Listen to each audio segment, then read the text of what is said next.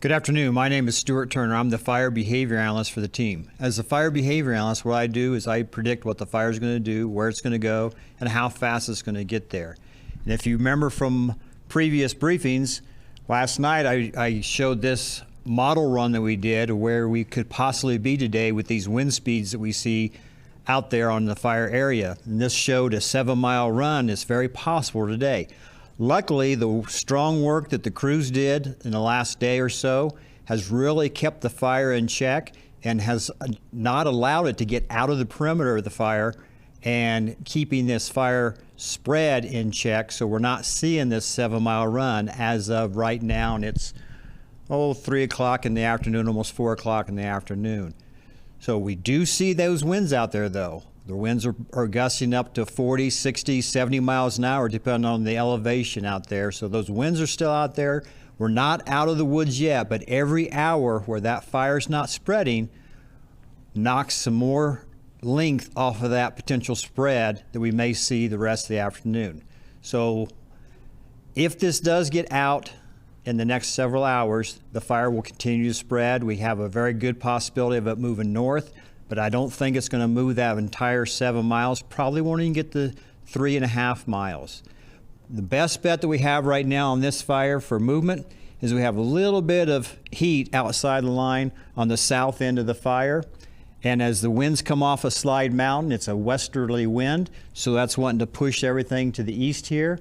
But even that, we're not seeing any great deal of movement in that fire. So to reiterate, currently, we're not seeing any big movement on the fire perimeter. Things are staying in check from the good hard work that the fire crews have done out there. And now I'll pass it off to operations for you. Thank you, Stu. Jason Clausen, Operations Section Chief, Southwest Team 1. Like Stu had mentioned, we're at 3:45 in the afternoon, and we're looking really good along all across the fire at this time.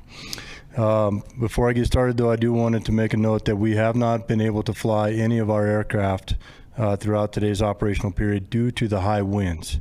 And the winds that they're experiencing across the fire at this time, coming across the Sierra front at those higher level winds is where we're seeing those higher gusts. So we're not able to, those are the reason why we're not able to fly any of our aircraft.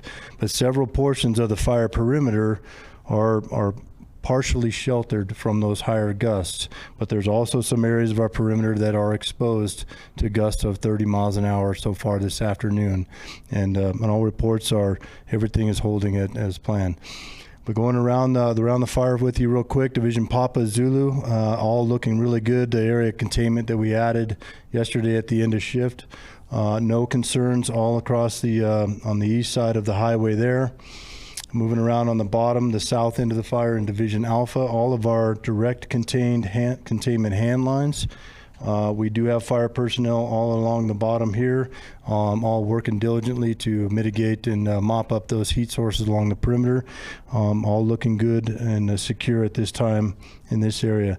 That on the top end of Division Alpha, where Stu had mentioned where we had a little bit of fire outside of our line this morning, we're still working. We got crews coming from the top with hose lays and water, working to secure that perimeter. They are being very successful throughout the day and able to check that fire. And with water, they're able to mop it up and secure it even more in anticipation of the winds coming up this afternoon. So very good progress up in the top end of Alpha throughout the day.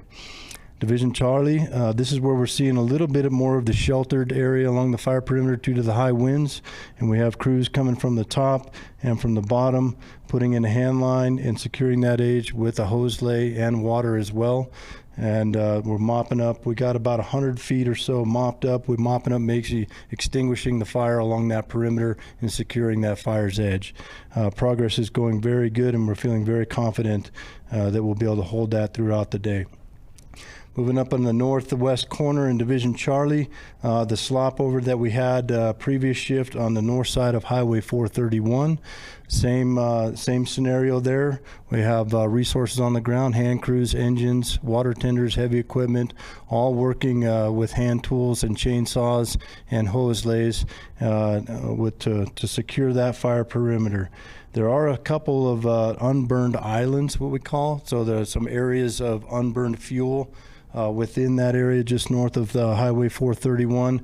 That is what the majority of the smoke that we're seeing on the north end of the fire, those unburned pockets cleaning themselves up. At this time, they are far enough interior, what we call it, from our containment lines. So at this time, they're not really a threat to the line, and our folks are right there on the perimeter, ready to respond if needed. But feeling very, very comfortable and very confident at this time of the day working around here.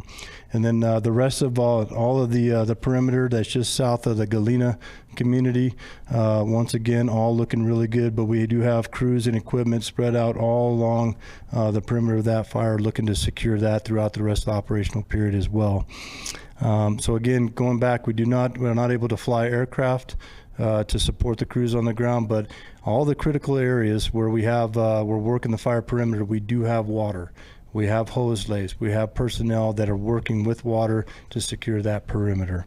So feeling confident throughout the rest of the operational shift, but we'll see at 1700 when the real high wind gusts do come in. But at this time, we're feeling very good. Thank you.